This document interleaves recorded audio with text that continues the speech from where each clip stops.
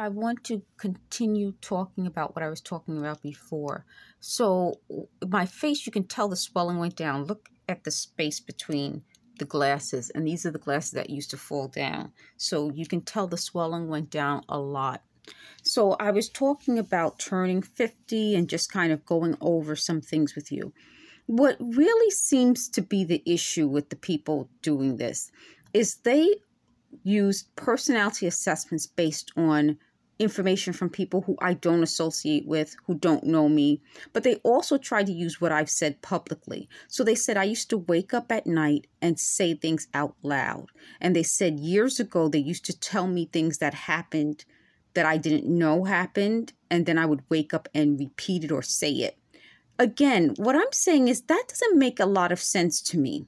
But it also doesn't make sense that in 2023, they're trying to talk about things that happened decades ago. So they're talking to a 50-year-old woman who has lived her life as though I'm much younger. So there's something about this system, this torture program, where they try to relate to a 50-year-old as though I'm much younger. And that's a big problem.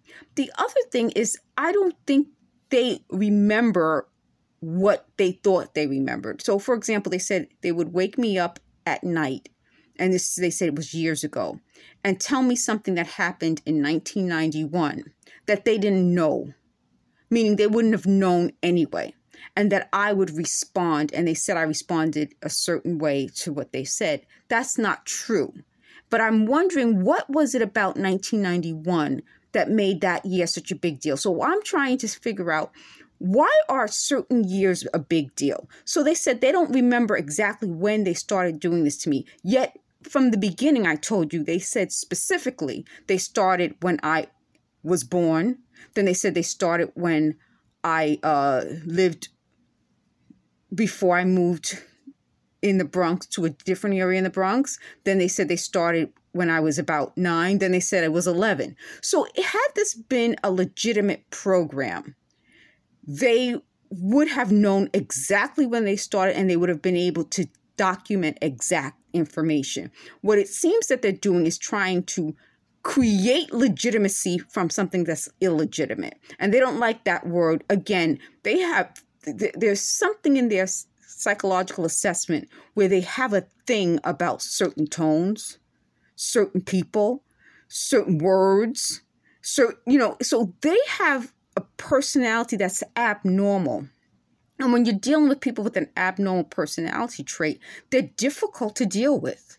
And that's part of what I've been saying all along. I'm dealing with difficult people who make other people's lives difficult.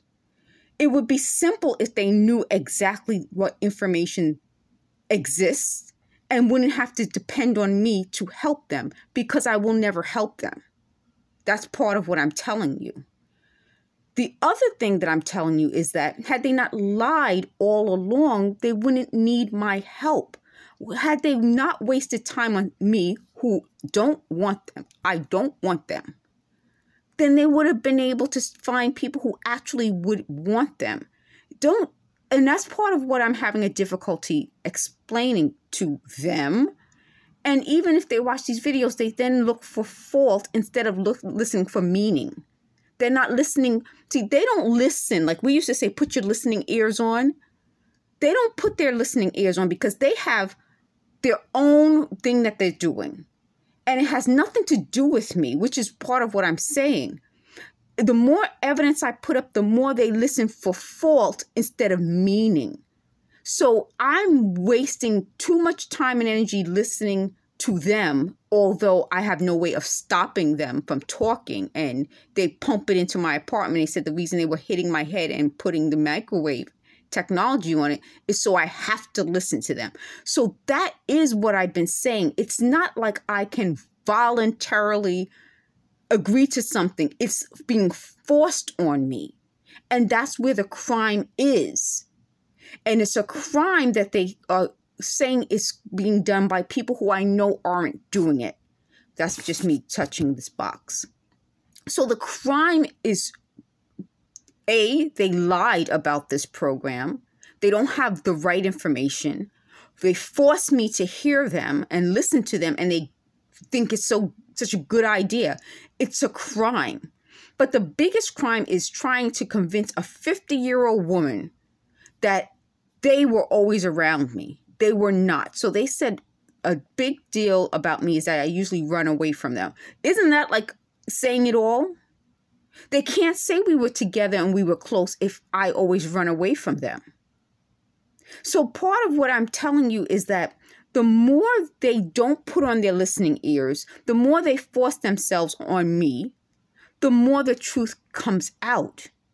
The more they're not listening to what I'm saying. When I say to someone who's stalking me, I don't want you.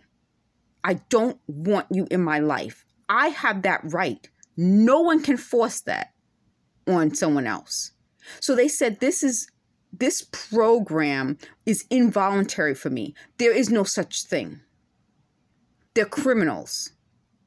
They shouldn't be around normal people because their abnormal traits causes them to stalk people who don't want them.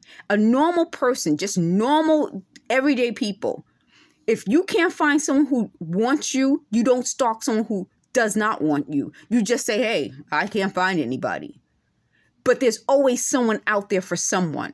I'm not the one for these people. They don't want to hear that. And that's partly why I know I have to keep doing these videos, because at least the people listening who know them will say, this person does not want you. She said it in like 1,600 videos. She doesn't want you. Thank you for watching.